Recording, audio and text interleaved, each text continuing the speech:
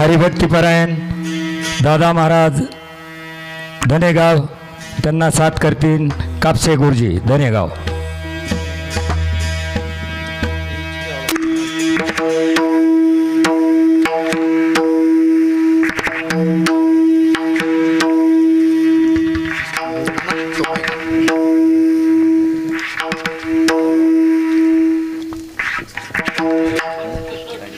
हे ती दीडकीस म्हणा हॅलो हॅलो आता चाललो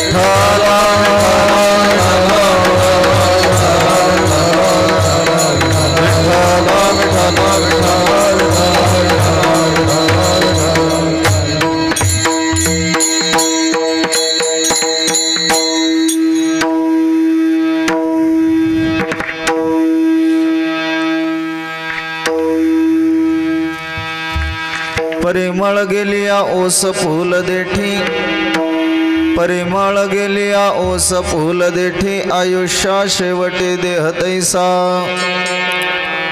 घडी घडी काळ वाट याची पाहे, अजून किती आहे अवकाश, हाचे अनुताप घेऊनी सावध, हाचे अनुताप घेऊनी सावध, काहीतरी मना बोध करे, एक तास वरला खटवंग रायासी, भाग्यदशा कैसी प्राप्त झाली, सापडला हरी तयाला साधनी,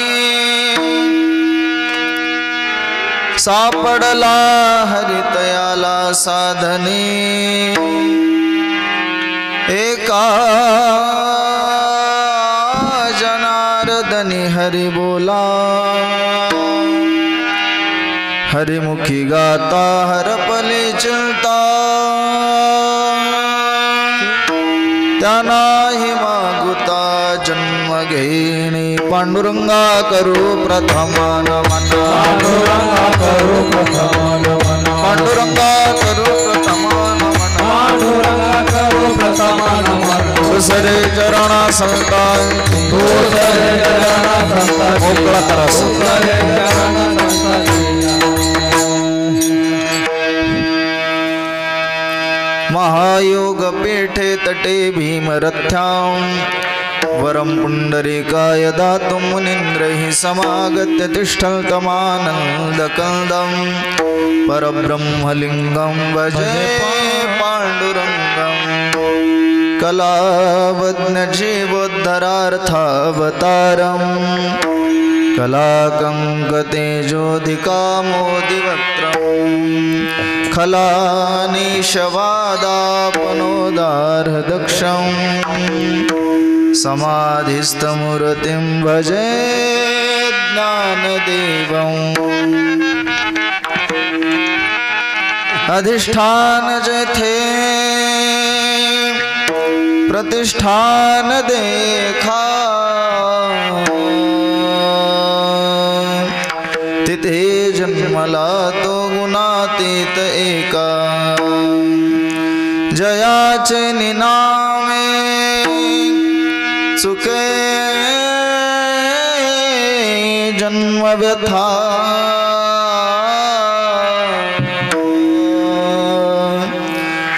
नमस्कार माझा सद्गुरु एकनाथा, आत्मरूप गणेशो केलिया स्मरण, सकळ विद्यांचे अधिकरण, तेचे वंदो श्री चरण श्री गुरूंचे, जयांचनी आठवे शब्दसृष्टी अंगवे, सारस्वत अगवे जीवेसी, वक्तृत्वा गोडपणे अमृता ते पारुखे म्हणे,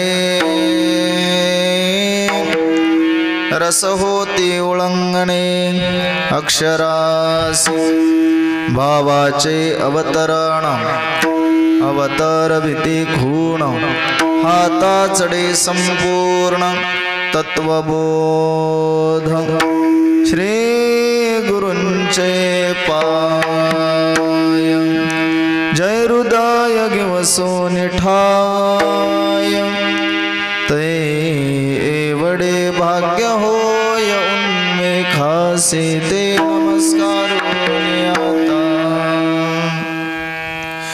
शरण शरण एकनाथा, शरण शरण एकनाथा, शरण शरण एकनाथा, शरण शरण एकनाथा, शरण शरण एकनाथा, शरण शरण एकनाथा, शरण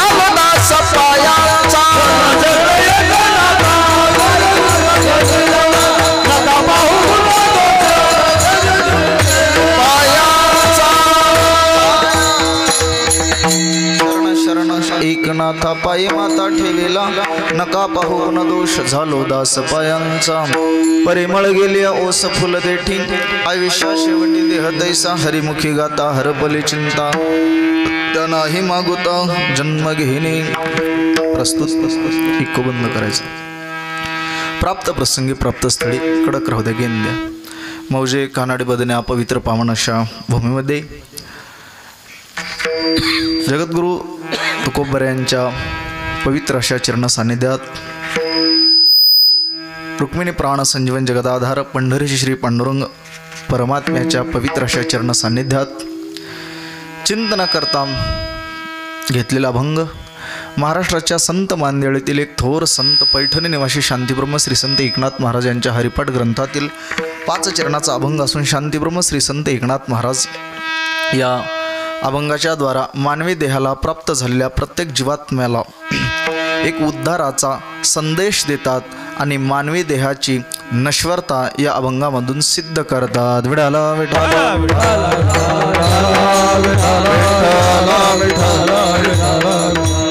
सेवेला प्रारंभ करण्यापूर्वी अल्पसा परिहार म्हणजे असा प्रतिवर्षी या ठिकाणी संपन्न होत असलेला हा अखंड हरिनाम सप्ताह ज्ञानदान तथा अन्नदान असा हा सोहळा या ठिकाणी संपन्न होतोय.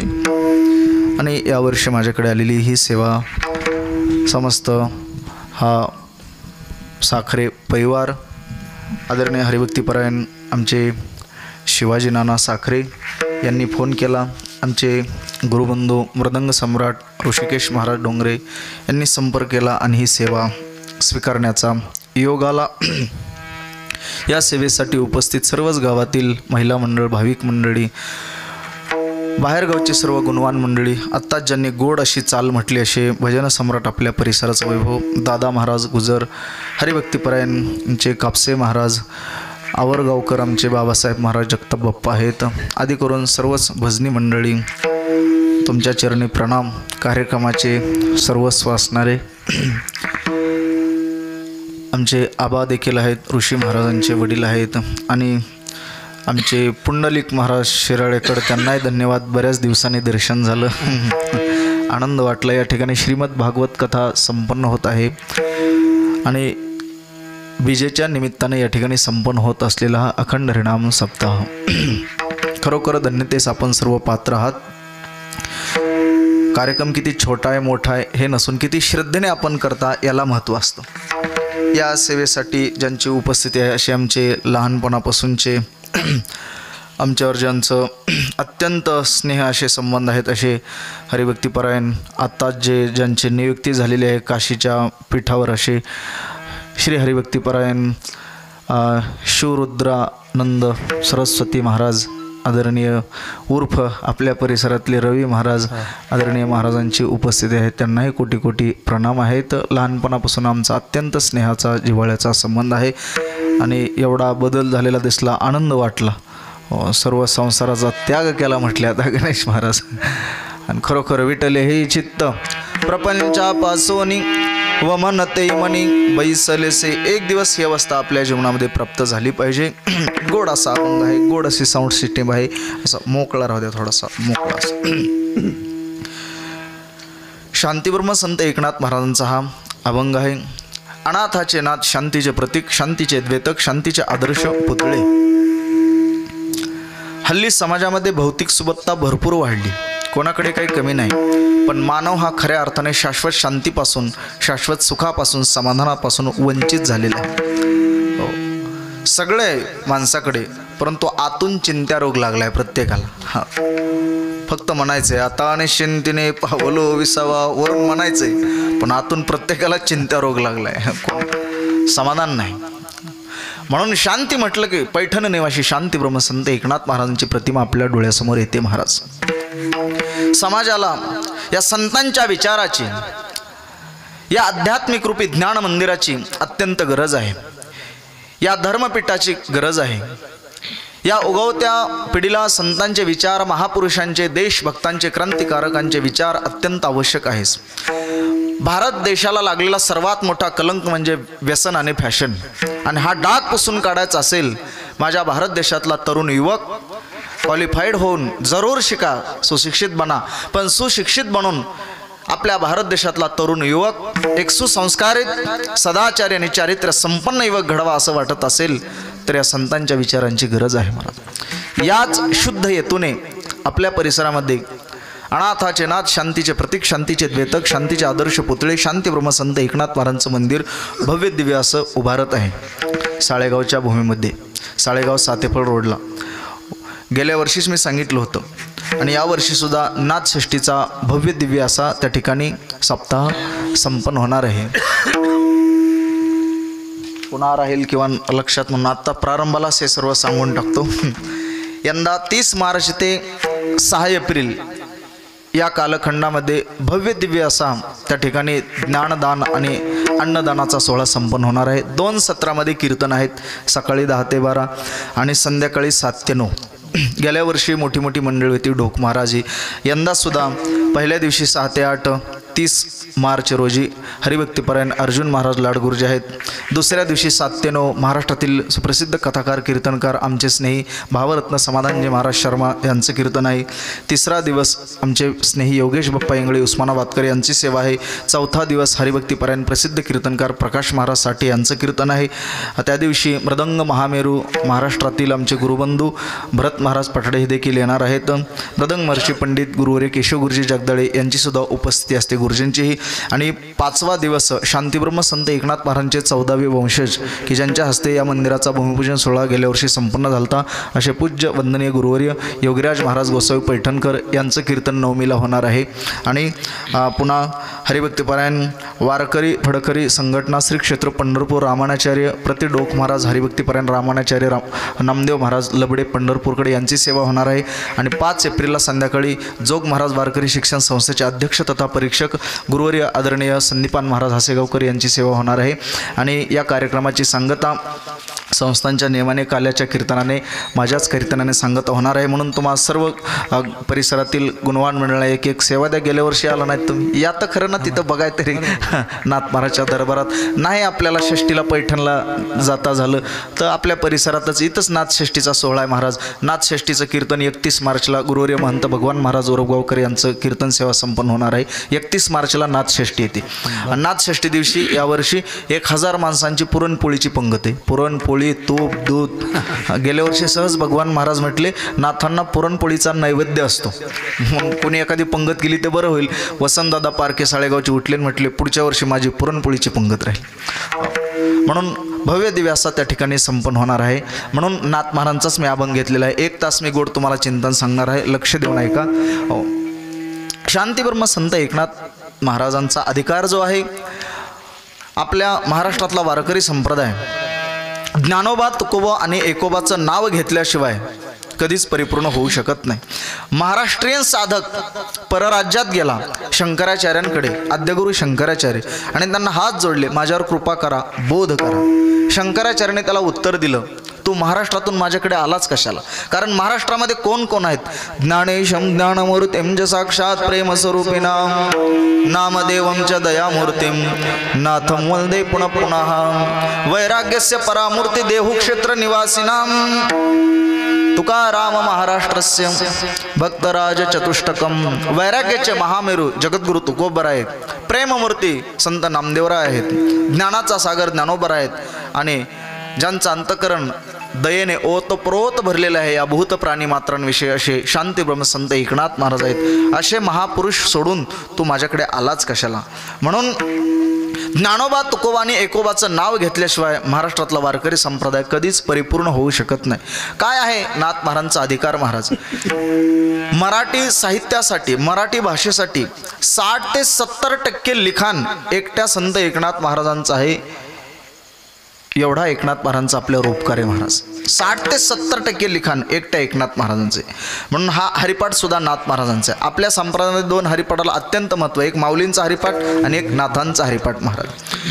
म्हणून नाथ महाराज या अभंगातून मनुष्य देहाची नश्वरता सिद्ध करतात आणि मानवी देहाला प्राप्त झालेल्या प्रत्येक जीवात्म्याला एक उद्धाराचा संदेश देतात की सुलभ साधना सर्वात कोणती आहे? अवघड कोणी न करी सांगता सुलभ बहुता गोड वाटे, ज्ञानदेव म्हणे नाम हे सुलभ सर्वत्र दुर्लभ विरळा जाणे। म्हणून फक्त एकच करा तुम्ही, हरिमुखी गाता हरपले चिंता, त्या नाही मागुता जन्म घेणे. फक्त मुखाने हरी हरी हरी, रामकृष्ण हरी रामकृष्ण हरी. सोपा मंत्र आहे महाराज. म्हणून या देहाची नश्वरता पहिल्या चरणामध्ये नाथ महाराज सांगतात. देह कसा आहे? परिमळ गेलिया ओस फूल देठी, आयुष्या शेवटी देह तैसा. परिमळ म्हणजे सुगंध, परिमळ म्हणजे सुगंध. परिमळ गेलिया ओस फूल देठी, फुलातला सुगंध वाऱ्याच्या दिशेने एकदा का निघून गेला की फूल देठावर चैतन्यहीन राहतं. फुलाला किंमत राहत नाही. फुलाला किंमत कुठपर्यंत आहे? नाथ बाबा सांगतात, जोपर्यंत सुगंध आहे तोपर्यंत फुलाला किंमत आहे. पण एकदा का फूल तोडलं की ते काही काळापर्यंत, मर्यादित काळापर्यंत टिकतं आणि हळूहळू त्याच्या पाकळ्या गळू लागतात आणि ते सुकू लागतं. परिमळ गेलिया ओस फूल देठी, फूल पाठीमागे राहतं परंतु कसं राहतं? ओस राहतं. देठ राहतं परंतु कसं राहतं? ओस राहतं. तसा आयुष्या शेवटी देह तैसा, देहरूपी फुलातला देवरूपी सुगंध, रामरूपी सुगंध, चैतन्यरूपी सुगंध निघून गेला की या देहरूपी फुलाला किंमत राहत नाही.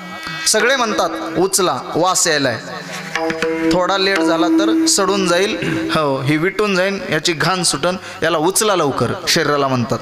पोपट गेला पिंजरा रिकामा पडला, रिकाम्या पिंजऱ्याला कोण ठेविती, उचला उचला म्हणती आगीन देवोनी घरासे येते. पोपट गेल्यावर पिंजऱ्याला कोण ठेवतं महाराज? जोपर्यंत पिंजऱ्यामध्ये पोपट आहे तोपर्यंत पिंजऱ्याला किंमत आहे. पण एकदा का देहरूपी पिंजऱ्यातला पोपट निघून गेला की मग या देहाला किंमत नाही महाराज. उचला म्हणतात सगळेजण. म्हणून मनुष्य मेल्यावर सोबत काय येतं? माणसाचा देह नाश पावल्यावर सोबत काय येतं आणि भूमीवर काय राहतं? धनानि भूमो पशवाच्य गोष्टी, भार्या गृहद्वारे जना स्मशाने, देहाशितायं परलोक मार्गे, कर्मानुगो गच्छति जीवो एकाहा. धनानि भूमो, धन भूमीवर राहतं मनुष्य मेल्यावर. पशवाच्य गोष्टी, पशुपक्षी गोठ्यामध्ये राहतात. भार्या गृहद्वारे, स्वतःची धर्मपत्नी, भार्या म्हणजे पत्नी, उंबरट्यापर्यंत येते. उंबरट्यापर्यंत का? हो, गुरुवारी चंद्रशेखर महाराज देगलूरकर विनोदाने सांगत असतात. हो, उंबरट्यापर्यंत काय येते? एक जणाने देह ठेवला आणि चौकटीला त्याचं डोकं लागलं, चौकटीला डोकं लागलं आणि पुन्हा उठून बसलं. ते पुन्हा 15 वर्ष जगलं. पुन्हा 15 वर्षाने त्याने देह ठेवला आणि त्याची पत्नी उंबरट्यापर्यंत आली. म्हटले आता तरी नीट काढा, नाही तर पुन्हा चौकटीला डोकं लागायचं आणि पुन्हा जिवंत व्हायचं आणि पुन्हा नशिबाला यायचं. म्हणून भार्या गृहद्वारे उंबरट्यापर्यंत येते. जन हा स्मशाने, हे जन कुठपर्यंत येतं? स्मशान भूमीपर्यंत येतं. ज्या जगावर आपण विश्वास ठेवतो ते फक्त स्मशानभूमीपर्यंत, लक्षात ठेवा. जगाचा सोडा, शास्त्रकार सांगतात तुझा देह कुठपर्यंत येतो? देहाश्चितायाम, चितेपर्यंत देह येतो, आपल्या बरोबर देह येत नाही. आपला देह जर आपल्याला धोका देत असेल, कापसे महाराज, आपला देह जर आपल्याला धोका देत असेल तर मला वाटतं जगावर विश्वास ठेवण्याचं कारणच नाही महाराज. आपल्या उद्धारासाठी मानवाने किती दक्ष असलं पाहिजे, सावधगिरीने जीवन जगलं. कर्तव्य तोपर्यंत प्रपंच करा, पण एकदा 40-50 ओलांडल्याच्या नंतर खानदानी बापाने, शहाण्या बापाने मुलाकडे चाव्या देऊन टाकत, वाटलं झालं तरी तुझं, चांगलं झालं तरी तुझं. पण काही माणसं 50च्या नंतर पुन्हा जास्त गोवले जातात. जेवढी निवृत्ती म्हणतात, आता निवृत्ती, पण त्याच्यासारखी प्रवृत्ती कोणाकडेच नसते. आता तर सगळं त्याच्या पाठीमागे लागलेलं असतं. कुठे चाललात? काय नाही, भाजीपाला आणायला. बरोबर, भाजीपाला घरी घेऊन, मग आता चला ना. नाही म्हणले ते चिराव बी मलाच लागते, भाजी करून मलाच द्यावी लागते. म्हणजे जेवढी निवृत्ती तेवढी प्रवृत्तीमध्ये माणूस अडकला जातो महाराज. पण शास्त्रकार सांगतात कर्तव्य तोपर्यंत करा. एकदा दिवा विझून गेल्यावर आरतीमध्ये तेल ओतून उपयोग नाही. वय निघून गेल्यावर विलास करण्यात अर्थ नाही. पाणी निघून गेल्यावर धरण बांधण्यात अर्थ नाही, पूल बांधण्यात अर्थ नाही. आणि चोर निघून गेल्यावर सावध होण्यात उपयोग नाही. निर्वाण दीपे किमतेन तेल दानम, चोरै गतै वा किम सावधानम, वयो गतै किम वनिता विलासे, पयोगतै किम खलु सेतु बंदाः.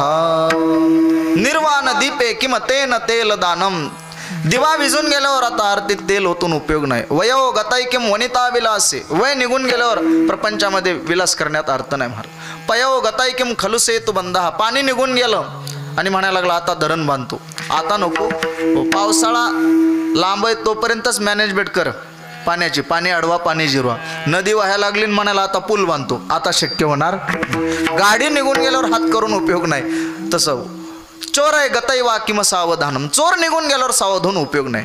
तसं एकदा का वय संपलं की महाराज उतरती कळा लागली की पुन्हा काय महाराज, मज नाही हात पाय डोळा पडली झापड, कर्ण हे भद्र झाले वाचा बोले बोपड, नाक मुख गळू लागले लाळ आणि शेमुड, श्वाना परिगती झाली अवघे करते हाड हाड, तुम्ही संत माय बाप एवढा उपकार करा. कुत्र्यासारखी गती होते, सगळे हाडहाड करतात. म्हणून जोपर्यंत शरीर चांगलं आहे तोपर्यंत परमार्थही केला पाहिजे, देशाटन केलं पाहिजे, तीर्थाटन केलं पाहिजे. जोपर्यंत इंद्रिय चांगले आहेत, जोपर्यंत स्वातंत्र्य आहे तोपर्यंत मुक्त हाताने दान धर्म केलं पाहिजे महाराज सत्कर्मासाठी. म्हणून हा देह कसा आहे नाथ महाराज सांगतात, फुलातला सुगंध निघून गेल्यावर फुलाला किंमत राहत नाही, फुल सुकून जातं.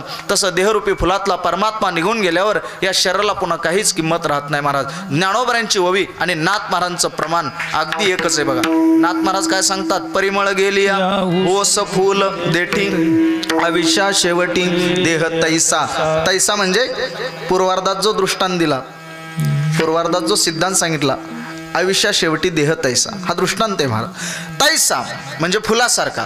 आता ज्ञानोबरांची ओवी आहे का, माऊली म्हणतात, परिमळ निघालिया पवना पाठी, मागे ओस फूल राहे देठी, तैसे आयुष्याचे मुठी केवळ देह. परिमळ निघालिया पवना पाठी आणि परिमळ गेलिया ओस फूल देठी, जोडी लावा, अगदी एकच आहे. परिमळ निघालिया पवना पाठी, परिमळ म्हणजे सुगंध वाऱ्याच्या दिशेने निघून जातो. मग मागे काय राहतं ज्ञानोबा म्हणतात, मागे ओस फुल राहे देठी, मागे फुल राहतं परंतु कसं राहतं ऋषी महाराज, ओस राहतं, देठ राहतं. कसं राहतं, ओस राहतं. गावातला एखादा आदर्श व्यक्ती निघून गेल्यावर लोक म्हणतात गाव कसं पडलं, ओस पडलं, ओसाड पडलं. हे ज्ञानोबरांनी 56 भाषेचा केलाशे गौरव. ज्ञानेश्वरीमध्ये 56 भाषा आहेत, त्याच्यातली ओस राहतं. आणि मग पाठीमागे शिल्लक हातात काय राहतं परिवाराच्या, ज्ञानोबरा म्हणतात तैसे आयुष्याचे मुठी केवळ देह. शेवटी परिवाराच्या हातामध्ये फक्त देह राहतो, फक्त देह महाराज. कारण या देहाची परिस्थिती सांगत असताना संतांनी अनेक ठिकाणी महाराज वर्णन केले. पुनरपि जननम पुनरपि मरणम, पुनरपि जनने जठरे शयनम, इह संसारे खलु दुस्तारे, कृपया पारे पाहि मुरारे, भज गोविंदम भज गोविंदम भज गोविंदम मूढ़मते. शंकराचार्य कहते हैं अंगम गलितम पलितम मुंडम, दशन विहीनम जातम तुंडम, वृद्धो याति गृहीत्वा दंडम, तदपि न मुञ्चति त्याशा पिंडम, भज गोविंदम भज गोविंदम भज गोविंदम मूढ़मते. अंग गलित हो गए, सिर के बाल पक गए, बूढ़ा हो गया और बूढ़ा होने के बाद हाथ में लाठी लेकर चलने लगा. फिर भी शंकराचार्य कहते हैं मनुष्य को आशा पिंड नहीं छोड़ता. हे महामानव तो क्या करना, आशा पिंड को छोड़ दो. एक दिवस आसक्ती त्यागा, ममत्व त्यागा या देहावरचं, आणि एक दिवस महाराज परमार्थाला लागा महाराज. आपल्या उद्धारासाठी वेळ द्या. हा जन्म कशासाठी आलाय, कुठून आलो तर आपण काय करायचंय. म्हणून हे महामानव तू क्या करना, भज गोविंदम भज गोविंदम भज गोविंदम मूढमती. मूढमती मूर्ख बुद्धीच्या माणसा शंकराचार्य सांगतात. हो, म्हणून या शरीराची पुनरपि जननम, ज्याचा जन्म आहे त्याचा नाश एक दिवस निश्चित ठरलाय. पण माणसं सगळ्याचं स्मरण ठेवतात, पण जे शाश्वत सत्य त्याला लोक विसरून गेलेत. या जगातलं शाश्वत सत्य काय असेल तर एक मृत्यू शाश्वत सत्य. तुम्ही देवाला माना न माना, पण सत्य एक दिवस काय असेल तर या शरीराचा मृत्यू. ज्याचा जन्म आहे उपजयते नाशे, नाशेले पुनरपि दिसे हे घटिका यंत्र जैसे परिभ्रमे. ज्याचा जन्म आहे त्याचा मृत्यू महाराज. म्हणून पुन्हा मरू नये असं वाटत असेल पुन्हा मरू नये असं वाटत असेल तर एकदाच मारा एकदाच मारा, पण असं मारा. ज्ञानोबराय सांगतात तैसे येण्याची शरीरे शरीरा येणे सरे किंबहुना एर झारे चिरा पडे. या जन्म मरणाच्या चक्राला हो आम्ही चिरा घातला. ज्ञानोबराय म्हणतात तुका म्हणे का मरण्याची उत्तमची उरे, पुन्हा मरू वाटत नसेल तर एकदाच मारा, पण असं मारा उत्तमची उरे कीर्ती मागे. महाराज कारण नाथ महाराज म्हणतात हे शरीर एवढं वाईट आहे, एवढं अपवित्र आहे. महाराज ज्ञानोबरांच्या सुद्धा अनेक ओव्या आहेत. अर्जुना ज्याचा जन्म आहे त्याचा नाश असतो, पण भगवंताला जन्मही नाही आणि त्याचा नाशही नाही. अजन्म आहे तो. कसा अजन्म आहे. न जायते म्रियते वा कदाचित. न जायते ज्याचा जन्मच नाही त्याला मृत्यू नसतो. अयोनी संभवतो परमात्माच आहे. महाराज म्हणून अर्जुन ऐक जातस्य ये ध्रुवम मृत्यू ध्रुवम जन्म मृतस्य च तस्मात् परिहारेर्ते नत्वम शोचितुमर्हसि. हा देह एक दिवस जाणार आहे. जातस्य ये ध्रुव मृत्यू म्हणून त्याचा शोक करू नको. गेलेल्या व्यक्तीच्या निमित्ताने शोक न करता आपण त्याच्या निमित्ताने चिंतन करावं. महाराज म्हणून मला एक दिवस जायचंय. हा देह जर अग्नीत पडला अर्जुना तर या देहाची परिस्थिती ऐक काय होणार आहे. हे विपाये आगी पडे. विपाये कदाचित अग्नीत पडला देह तर काय होणार आहे. तरी भस्माची होऊ निवडे. त्याची काय होणार आहे. राख होणार आहे, भस्म होणार आहे.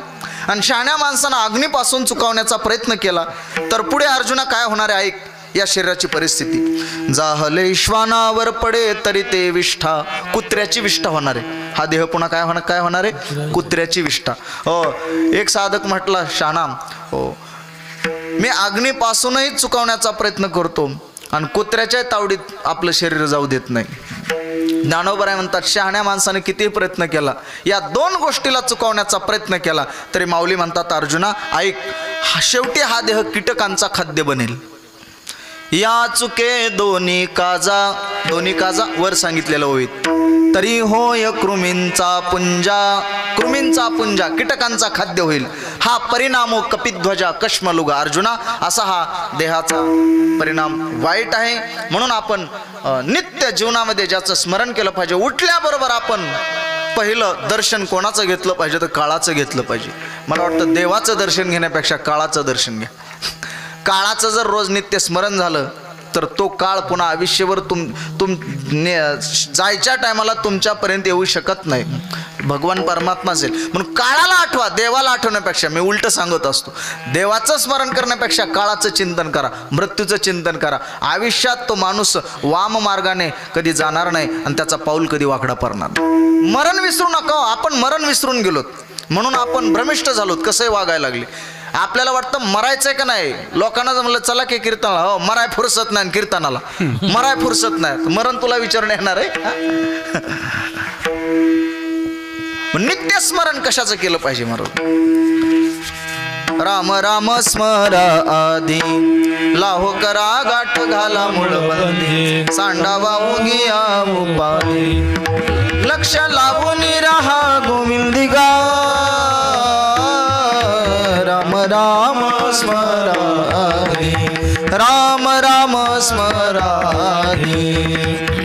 राम राम स्मरा आधी. पण कशाच्या आधी. सकाळी अंतरुणातून उठून बसल्याबरोबर कॉटवरून खाली पाय ठेवायच्या आधी, अंगावर पहिला तांब्या घ्यायच्या आधी लगेच हरिपाठ चालू करावा. भोजन करण्याच्या आधी, मुखामध्ये घास घेण्याच्या आधी, ड्युटीला जात असताना गाडीवर टांग टाकण्याच्या आधी, म्हणजे ऍक्सिडेंट वगैरे होणार नाही. नारायण हरी उच्चार नामाचा ते कळी काळाचा रे ग नाही. आणि ऑफिस मध्ये गेल्यावर खुर्चीवरती स्थानापन्न व्हायच्या आधी आणि पुन्हा टेबल खालून घ्यायच्या आधी, म्हणजे केलेल्या कर्माचं पाप लागणार नाही. आणि सगळ्यात तात्पर्य, सगळ्यात महत्वाचा मुद्दा कशाच्या आधी तर मृत्यू यायच्या आधी. राम राम स्मरा आधी. विठाला विठाला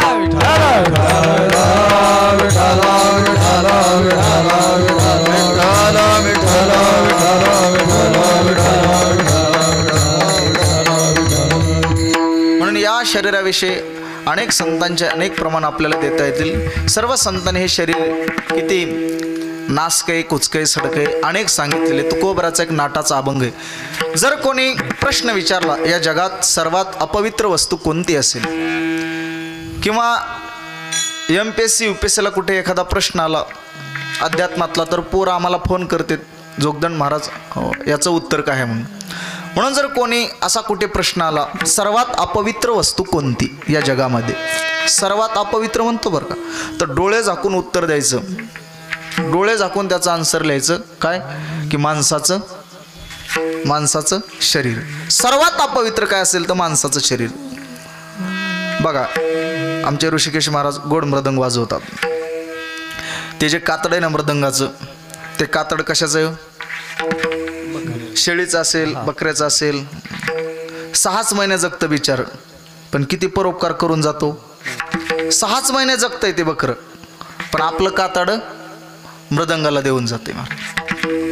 जनावराचं कशाचं आहे कातडं असते, ते एक्झाम्पल कशाचं असते. म्हणजे किती परोपकारी महाराज. एवढंच नाही, मला वाटतं आपलं शरीर सुद्धा महाराज दुसऱ्याला देऊन टाकते भोजनासाठी. भुकेली अन्न थानिल्या जीवन पुण्यासी कारण इतुकेची. मला वाटतं हा त्याच्याकडून घेण्यासारखा काय दादा महाराज आदर्श घेण्यासारखं. पण ते खाऊ नये, दुसऱ्याचं शरीर मारून आपल्या पोटात घालावं. आणि त्याला कुठं शाश्वत शांती सुख मिळत असतं की जीवनामध्ये? त्याला सद्विचार कधी प्राप्त होत असतात का मला? कारण शास्त्रकार आपली संस्कृती सांगते अगोदर आपला आहार असावा. जसा आहार तसा जीवनामध्ये विचार प्राप्त होत असतो. म्हणून चांगला आहार जर असेल तर जीवनामध्ये चांगला विचार घडला जातो. चांगला विचार घडला की जीवनामध्ये चांगली संगती घडली जाते. चांगली संगती घडली की जीवनामध्ये चांगला आचार घडला जातो. आणि चांगला आचार घडला की जीवनामध्ये चांगली गती मिळत असते. चांगली गती मिळावी असं वाटत असेल तर चांगला आचार घडला पाहिजे. चांगला आचार जीवनामध्ये घडावा असं वाटत असेल तर चांगली संगती घडली पाहिजे. चांगली संगती जीवनामध्ये घडावी असं वाटत असेल तर आपल्या जीवनामध्ये चांगला आहार घडला पाहिजे. म्हणून काय खावं अगोदर हे कळलं पाहिजे. जो जिभेने पाणी पितो त्याचा मांसाहार आहे, आणि जो ओठाने पाणी पितो त्याचा काय शुद्ध शाकाहार आहे. आज सगळे ब्रह्मानंदीच महात्मे आमच्यापेक्षा रोडणी सुरू. अचानकच गाडीला कोणी आडवं यायचं गप्प दिसणे. कुणी काढला हे सण, काय कमालच वाटते ऋषी महाराज. कुणी काढलाय की असला सण वाटतं. त्याच्यापेक्षा दुसरा काय आदर्श काढला असता तर एखादा आजच्या दिवशी किती भारी झालं असतं. पण हे काय उगाचच असलं वाटतं. हे डोळे पाहतात पहिल्यांदा, पापाला कारणीभूत आपले इंद्रियत महाराज. डोळे पाहतात, डोळे जातात, काळ्या कॅरीबॅग मध्ये घेऊन येतो, घरात आणतो, घर अपवित्र होतं. त्याची भाजी करून खातात, शरीर अपवित्र होतं. त्याच्यापासून होणारं रक्त अपवित्र होतं, तयार होणारं रक्त. आणि त्या रक्तापासून निर्माण होणारी संतती काय पवित्र जन्माला येईल महाराज? ज्ञानेश्वरी वाचणारा जन्माला येईल, मृदंग वाजवणारा मुलगा आपल्या पोटी जन्माला येईल? कसं शक्य आहे महाराज? कसं शक्य आहे? आमचं कुठं चुकायलंय हे लक्षात घेतलं पाहिजे महाराज. माझ्या पोटी चांगला मुलगा हा प्रत्येकाला वाटतं, असा वाजवणारा निघावा, असा गाणारा निघावा, पण नेमकं का पिणारच निघतं. हे कुठं चुकतंय का? छत्रपती जिजाऊ महासाहेबांच्याच पोटी असा एखादा हिरा जन्माला येतो, का येतो महाराज? तर ते संस्कार जिजाऊ महासाहेबांनी दिले ते महाराज. उदरात असतानाच महाराज महासाहेबांनी महाभारत रामायण वाचलं. एकनाथ महाराज ज्ञानोबाऱ्यांचं सर्व चरित्र वाचलं उदरात असतानाच. आणि शिवाजी राजांना जन्म दिल्यावर सुद्धा महाराज नकुल, भीम, अर्जुन, सहदेव, स्वामी विवेकानंद, रामकृष्ण परमहंस, तुकोबराय, ज्ञानोबराय, नाथ महाराजांच्या सर्व चरित्राच्या या महापुरुषांच्या गोष्टी शिवबाला सांगितल्या महाराज. तेव्हा एक शिवबा घडतो. आणि या महाराष्ट्राच्या मातीतलं 16 वर्षाचं पोर रायरेश्वराच्या मंदिरात जातं पुंडलिक महाराज आणि जाऊन अभिषेक करतं. दह्याचा नाही, दुधाचा नाही, अमृताचा नाही अभिषेक करत, रक्ताचा अभिषेक करतं. काय अभिषेक करतं? काय संकल्प करतं? रक्ताचा अभिषेक करून की माझ्या महाराष्ट्रातली प्रजा सुखात नांदण्यासाठी एक दिवस मुघलांची सत्ता पळवून लावल्याशिवाय राहणार नाही, आणि माझ्या महाराष्ट्राला हिंदवी स्वराज्य निर्माण करून दिल्याशिवाय राहणार नाही. मला वाटतं ही इच्छा त्या पोराची नव्हती 16 वर्षाच्या, तर ही इच्छा होती जिजाऊ महासाहेबांची. कोणाची होती? महासाहेबांची होती महाराज. डोहाळे सुद्धा असेत आमचे भंगार एवढे, कोणाला माती खवडते, कोणाला तिखट आंबट, पण डोहाळे कसले असावेत महाराज? डोहाळे किती पवित्र असावेत. कौशल्याला विचारलं राजा दशरथाने, सांग तुझे डोहाळे.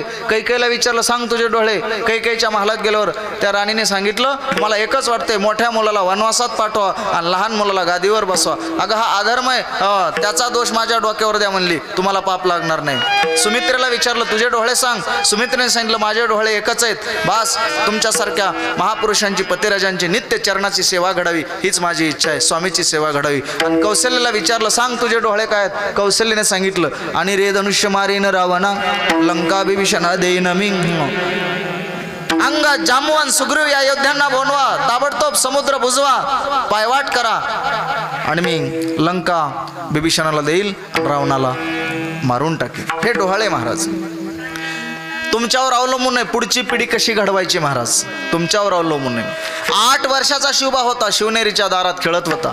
4 हरिजन आलेले भुकेलेले. कोणाचा रे किल्ला? शिवबाने सांगितलं, आपलाच किल्ला. माझ्या पोराला जर विचारलं घरी येऊन माळेगावला, माझ्या पोराला 8 वर्षाचं पोरग आहे, त्याला जर विचारलं कोणाचा रे हा बंगला, मला तर नक्की खात्री की ते सांगेल माझाच बंगला आहे. ते म्हणणार नाही आपल्या सगळ्यांचा या म्हणून, ते म्हणेल माझाच बंगला आहे. किंवा शांतीधामला आला तर आश्रमावर साळेगावला, कोणाचा आहे रे शांतीधाम, ते म्हणे आमचा आहे मठ, आमचा आहे. पण 8 वर्षाचा शिवबा, कोणाचा रे किल्ला, पण 8 वर्षाच्या पोराचे किती व्यापक विचार, किती व्यापक बोध. हे विश्वाची माझे घर, वसुधैव कुटुंबकम, अशी बुद्धी 8 वर्षाच्या पोराची तयार झाली होती. त्याने उत्तर दिलं, आपलाच किल्ला आहे बाळांनो, आपलाच किल्ला आहे. काय काम आहे बोला. भूक लागली रे शिवबा, 8 दिवसापासून पोटामध्ये अन्नाचा कण नाही. घरामध्ये काही अन्न मिळेल, एखादी भाकर मिळेल. अतिथीत आम्ही, आपला धर्म आहे अतिथी देवो भो. 8 वर्षाचा शिवबा धावत जातो, मासाहेब मासाहेब. दारात 4 हरिजन आलेत भुकेलेले, आणि ते विचारतात, खूप भूक लागलेली आहे, आपल्या घरामध्ये अन्न मिळेल, एखादी भाकर मिळेल त्यांना, असं विचारल्याबरोबर तळपायाच्या मस्तकाला गेली आणि जिजाऊ मासाहेबाने काड दिशेने शिवाजीराजांच्या कानाखाली दिली. त्यावेळेला 8 वर्षाचा शिवबा बोलतो, मासाहेब काय चुकलं, काय गुन्हा केला, काय अपराध केला? दारात 4 हरिजन आलेत भुकेलेले, तुम्हाला विचारलं आपल्या दुर्डीत भाकर मिळेल, काय गुन्हा केला? मासाहेबाने जे उत्तर दिलं ते अतिशय महत्त्वाचं आहे.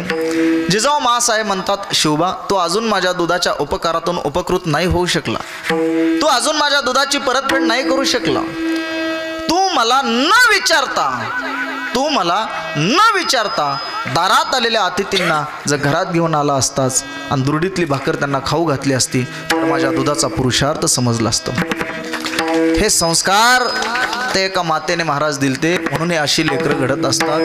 कुठल्याही घरामध्ये अशी लेकरं जन्माला येत नसतात महाराज. म्हणून ती मदालासा राणी होऊन गेली महाराज. तिने आपल्या बाळाला झोक्यात टाकावं आणि त्याला शिकवा, बाळा ऐक, तुझ्या पुण्याने तुला हा देह मिळालाय, तिळतिळ पुण्य साच्या पुढे.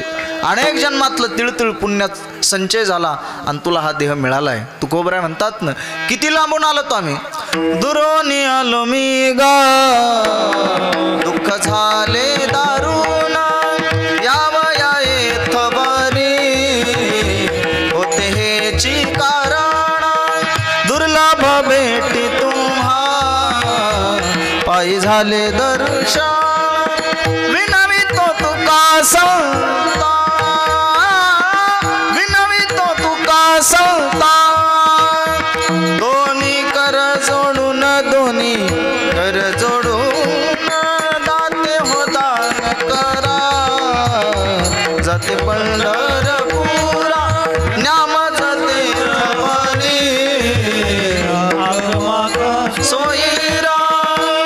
किती दुरून आलो बहुता जन्मांती, जोडी लागली ही हाती, अनेक जन्माच्या शेवटी जोडी म्हणजे हा मनुष्य रूपी ठेवा आमच्या हातामध्ये सापडलाय. म्हणून आता एकच,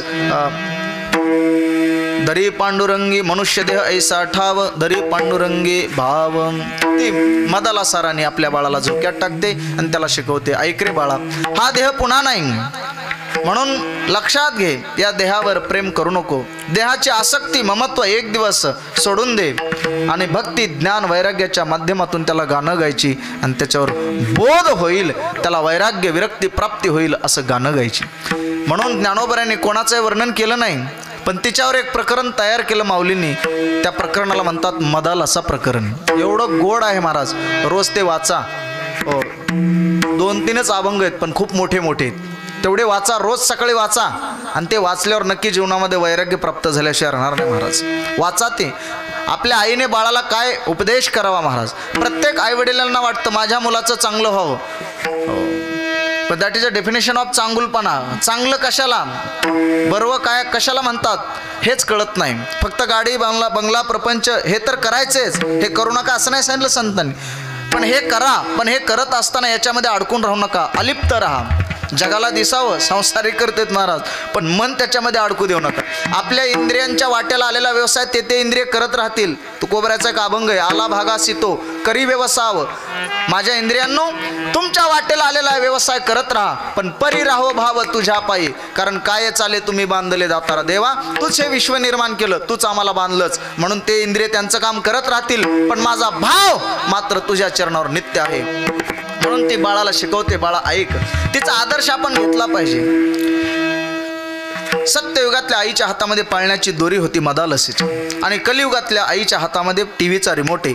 टीव्हीच्या रिमोटचा परिणाम एवढा वाईट झाला, 8 वर्षाच्या कार्ट्याला 24 तासामध्ये जेवढे टीव्हीवर पराक्रम आहेत तेवढे माहीत झाले. कशाचा परिणाम आहे? टीव्हीच्या रिमोटचा परिणाम. मला वाटतं टीव्हीचा रिमोट हातामध्ये घेऊ नका माऊल्यांनो. रामायण घ्या, महाभारत घ्या, संतांचं चरित्र घ्या, आणि ते त्याला शिकवा. रात्री झोपू घालत असताना आपल्या पुत्राला आणि आपल्या कन्येला गोड गोष्टी सांगा संतांच्या, महापुरुषांच्या. असा एखादा बाप आहे का, अशी एखादी आई आहे का? सांगा बरं, खरं खरं सांगा बरं. रात्री झोपू घालत असताना आपल्या लहान लहान लेकरांना छान छान चांगल्या गोष्टी सांगतात. असलं नाही काय राहिलं आता, सगळं जात झालं, आता काही राहिलं नाही महाराज. म्हणून ती मदालस आपल्या बाळाला शिकवते, बाळा ऐक, ऐक, तुला जो हा देह मिळालाय तो देह कसा आहे,